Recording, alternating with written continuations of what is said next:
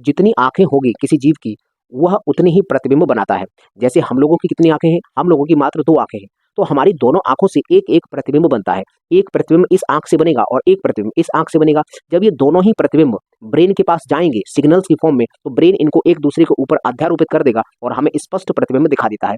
इसका मतलब ये है कि सर अगर एक आंख से बना हुआ प्रतिबिंब अगर ब्रेन तक जाएगा, तो वह वस्तु हमें धुंधली प्रतीत होगी। अगर आप इसका प्रैक्टिकल करना चाहते हैं तो कर सकते हैं। जैसे कि मान लीजिए आप अभी तुरंत किसी सामने वस्तु को देखें और अगर सामने वस्तु को देखें, फिर आप धीरे-धीरे अपनी एक आँख को इस तरह से बंद करें, तो जो सामने आपको वस्तु दिखाई दे रही होगी, वह धीमे-धीमे धुंधली होना स्टार्ट हो जाएगी। वह आपको स्पष्ट नज़र नहीं आएगी। अब आप इस प्रैक्टिकल को आप यहाँ तुरंत भी कर सकते हैं। तो ये होता क्या है कि हमारी ये वाली जो आँख है, वह किसी वस्तु का प्रतिबिंब बनाती है, लेकिन वह थोड़ा-सा धुंधला होता है। ये वाली आँख भी प्रतिबिंब बनाती है। तो जब ये दोनों प्रतिबिंब सिग्नल्स की फॉर्म में हमारे ब्रेन तक पहुँचते हैं, तो ब्रेन इन दोनों को एक दूसरे के ऊपर अध्यारोपित कर देता है और हमको स्पष्ट प्रतिबिंब दिखाता है।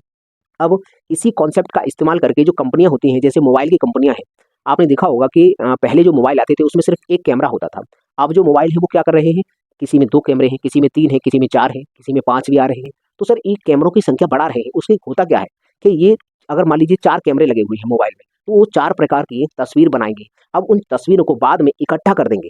उन तस्वीरों को सभी तस्वीरों को एक ही वस्तु की 4-5 तस्वीरें ली जाएँगी और उनको एक दूसरे के ऊपर अध्यारोपित कर दिया जाएगा। फिर कहते हैं कि सर ये एचडी में फ़ोटो आया है या फिर एचडी में कोई वीडियो बन रही है। तो कुल मिलाकर ये है जो कॉन्सेप्ट निकला है कि ये जो कैमरे मोबाइल में आ रहे हैं बहुत सारे, ये कॉन्सेप्ट भी इसी नोट पॉइंट से निकला था कि प्रत्येक आँख अपना अलग प्रतिबिंब बनाती है। लेकिन ब्रेन क्या करता है? ब्रेन इन सभी जितने भी प्रतिबिंब बनेंगे, तो उन सभी प्रतिबिंबों को एक दूसरे के ऊपर अध्यारोपित कर देगा और उस वस्तु का हमें एकदम क्लीन और स्पष्ट प्रतिबिंब दिखाएगा।